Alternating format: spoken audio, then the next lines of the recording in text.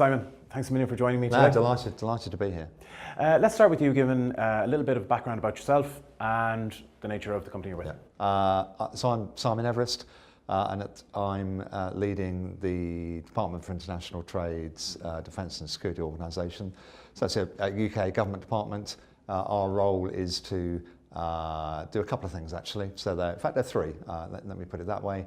We aim to help UK companies across all sectors, but in my case defence and security companies, trade internationally, export, and we look to attract inward investment into the UK. Okay. There's a lot of work going on in the department separately, which I won't touch on, about trade policy for the future, right. And the other part is about UK export finance, which is a sort of best kept secret almost of the work that we do, but it's part of our organisation which provides financing support for UK companies or for overseas customers looking to get deals done. Right. And my background is actually defence. I'm a MOD by background, but have been in the sort of trade environment for the last 10 years or so. Okay. So you're working with companies that are looking for export opportunities out in this region? Yes. Tell me a little bit about the companies that you've got in your portfolio at the moment. All right. So, we spent a lot of time over the last decade trying to work out, well, what is security? How do you define it? How broad is it, etc. And I think you only have to come to shows like this one, Intersec, to see just how broad it is. So for us in the UK, when you're thinking about security companies, it could be anything from real commercial security companies who are into CCTV cameras or whatever it might be. It could be the fire sector, anything to do with fire. It could be anything to do with health and safety, or it could be the more what you might call traditional homeland type security. So huge numbers of companies. We think there are, well over 10,000 security companies in the UK across the whole breadth of the sector, and that's probably not including the manned guarding part of it, which is huge. In fact, here at Intersec, we've got 109, I think, UK companies here. Some in the main UK pavilion organised by the British Security Industry Association, BSIA, others set up on their own, or others operating with their joint venture partners out here in the Gulf. Okay. So what are what's the attraction to this region? Is there a common interest that these companies seem to have in kind of trying to do business out here? I don't think there's a common interest. I mean, there's a real interest in forming joint partnerships. Okay. There's a recognition, I think, that not only is this an exhibition show for the UAE, but also it's a regional show, so you get people attending from all parts of the GCC and more broadly. Yeah. And I think there is a recognition, obviously, for the UAE, you've got big events coming up like Expo, where there will clearly be a need for security, and the UK's got a lot of security expertise from organising events like, obviously, Olympics now, that was 5 years ago now, but still the same sort of approach and same type of planning is required for events like the Expo. Okay. And what challenges are you seeing from the companies that are looking to do business out here? What kind of challenges are they encountering trying to do business in this region? I think it's probably, I don't think the challenges here are any different from challenges in any other parts of the world. It's about finding the right partner to do business with, because clearly, there's something in it for both sides, and you've got to have the right fit. So there's always a challenge around that. There's a challenge around, I think, as I said, just really, I suppose in a nutshell, it's about making sure that your product or service is the right fit here. Because as I said, it really doesn't help either party if you're talking about things at cross purposes. Yeah. Well, let's say then, I suppose, just on the back of that, when you're saying they're searching for the right partner, how do they approach their market entry strategies? Okay, I think there are, depending on the type of company and the sort of part of the sector that they're in, there's some different approaches. You will get some companies whose route to market is primarily through distributors, and then that's a well-trodden path, I think, and that works pretty well actually. Then you've got companies who are looking to form partnership with other companies here in the region or more broadly, and we talked about that just now, but that's another route. Yep. You've then got companies who are looking to become part of a much larger company's supply chain, and that's quite interesting actually, a model I think that we're quite intrigued about in terms of can we link up UK SMEs, smaller companies, with larger, what we call primes, Okay. as a route to market.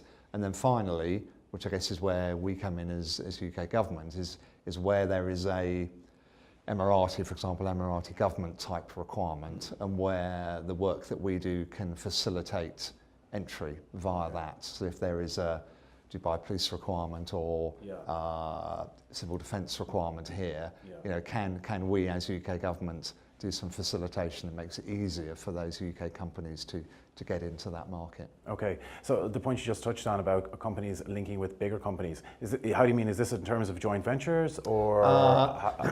Not so much joint ventures, but when you are looking at, and it's not quite the same in security as in defence. On the defence side of things, you've got some really big companies who sort of tend to dominate the market. Okay. That's less true in security, but there are still some large security companies out there. For example, I'm lost for words a bit in terms of examples, but there are big security companies out there.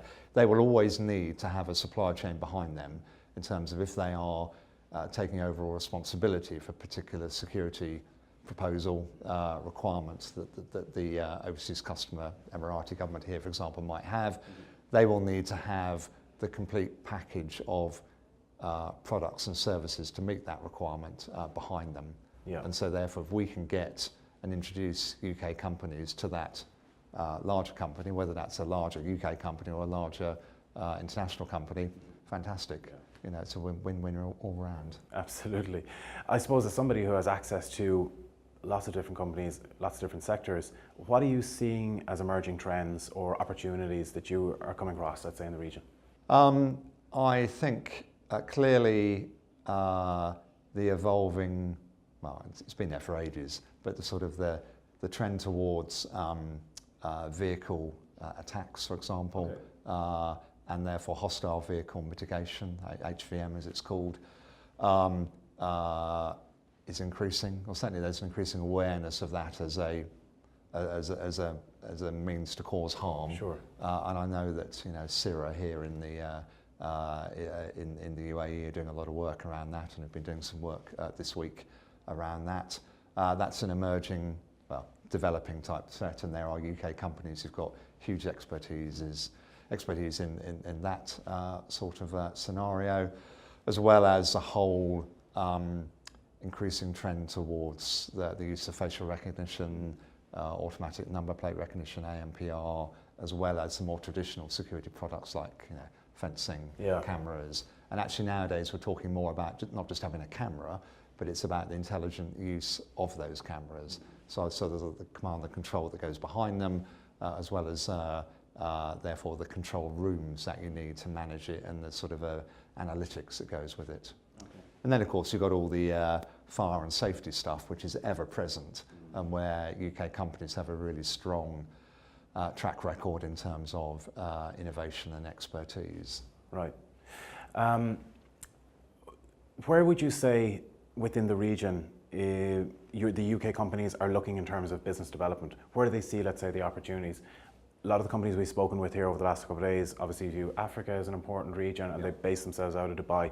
Where are the UK companies seeing the real opportunity? I would agree with that. I mean, there is obviously a GCC in the region here. Generally, there are requirements, but then from here, as you say, to Africa, there are opportunities there. And actually, when I look at our export statistics, and DIT as an organisation, we publish annually our official UK sort of defence and security statistics, and UK security exports in 2016, the last year we had, were 4.3 billion.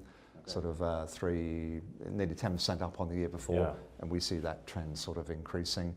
But when you look at where those exports are going, actually it's globally. Okay. There's a real demand here, but there's also a global demand for it. And the global spend on security is, 10-15% up each year. Yeah. Unfortunately, I mean, it's great for companies in business, but of course, But obviously, the flip side is that it's necessary because there are unfortunate events that happen, and you try and square that circle or whatever in terms of the approach that you take.